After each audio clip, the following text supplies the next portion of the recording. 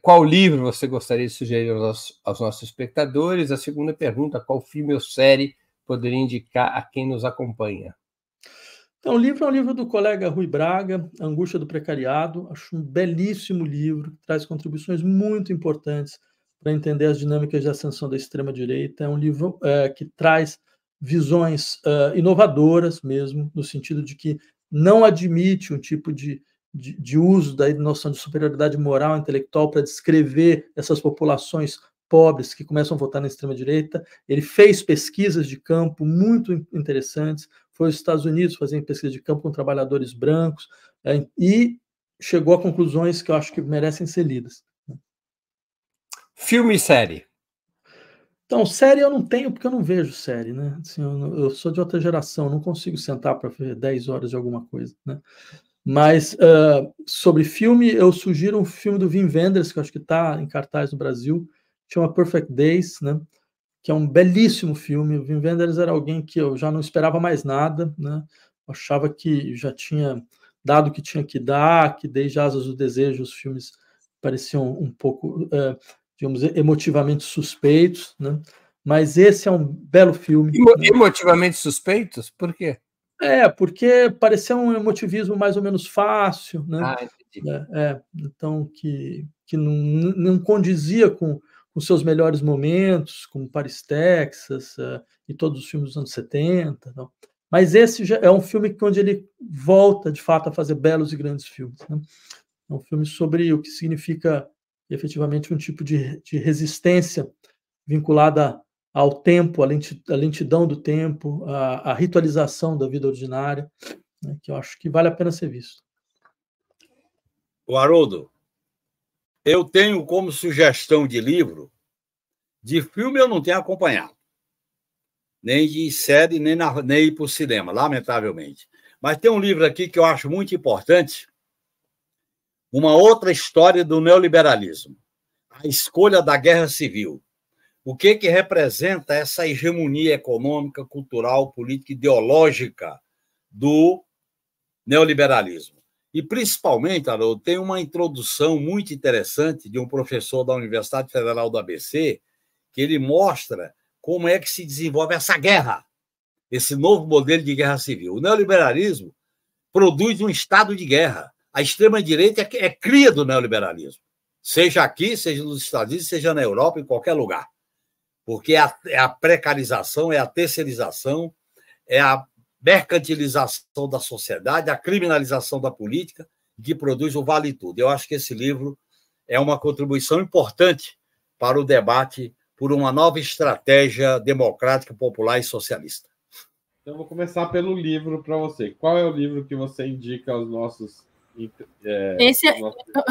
O livro que eu vou indicar é um livro que eu estou lendo sempre. Assim, eu permanentemente leio esse livro, que é por um feminismo afro-latino-americano, organizado por Flávia Rios e Márcia Lima, que trata dos textos, dos escritos, dos discursos, dos ensaios de Lélia Gonzalez. Eu acho que é fundamental para a gente pensar futuro para o Brasil, para a esquerda brasileira, num país que a raça estrutura todas as outras relações sociais brasileiras, num país que teve quase 4 séculos de escravidão. Então, pensar a contribuição da população negra e a contribuição intelectual de mulheres negras como Lélia é fundamental. E posso passar para o filme? Claro, pode passar. É um curta do Spike Lee chamado Dois Estranhos, que é um homem negro que todos os dias ele acorda sobressaltado e ele, em todas as suas histórias, ele é assassinado por um policial. Ele é sempre assassinado. E ele é um filme, é um curta forte, mas que acho que mostra um pouco o que é a realidade do nosso país, que a gente está lutando tanto para enfrentar. E aí, série, eu recomendo The Chosen. The Chosen é uma série da Netflix.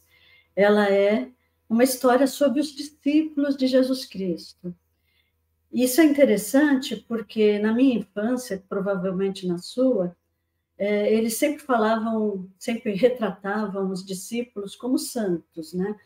E nessa série é bacana que os discípulos são seres humanos, né? eles têm raiva, eles têm inveja, eles têm preconceito, eles são intolerantes, né?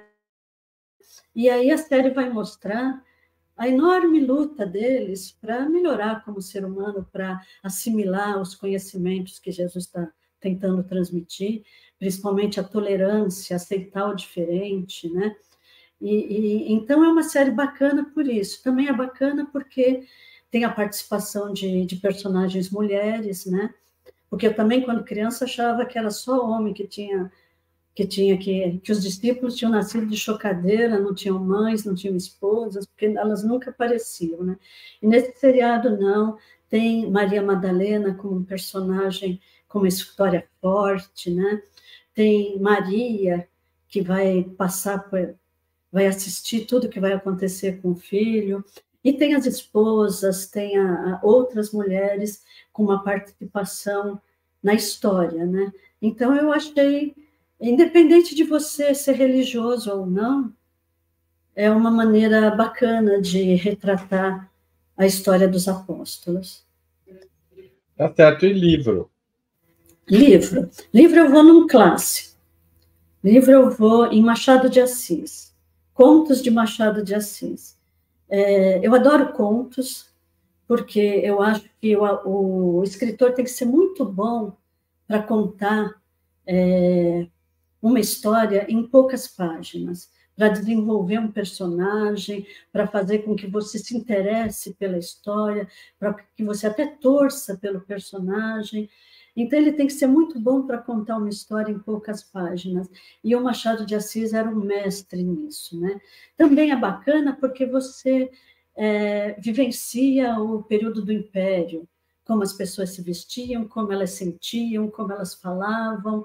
É bacana ter essa noção de como as coisas ocorriam na época do Império, que ele foi um escritor do Império, principalmente. E eu não posso deixar de falar desse outro ator aqui que eu adoro, né, que é o Carlos Drummond. Esse aqui é de crônicas, né?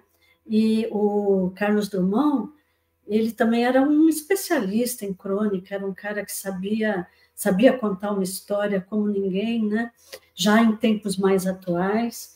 E essa crônica que dá título ao livro, Fala Amendoeira, é sobre uma hipotética conversa dele com a amendoeira em frente à casa dele, né? Em que ele e a amendoeira estão falando sobre o outono entendido como a velhice, né? Em que a árvore perde as folhas e o Drummond perde os cabelos. Né? Então, é muito bacana, eu gosto muito, é uma linguagem mais atual, eu acho que vale a pena conhecer, porque foi um dos grandes escritores do Brasil. Eu acho que vale a pena conhecer e não perder o contato com os grandes, com os clássicos.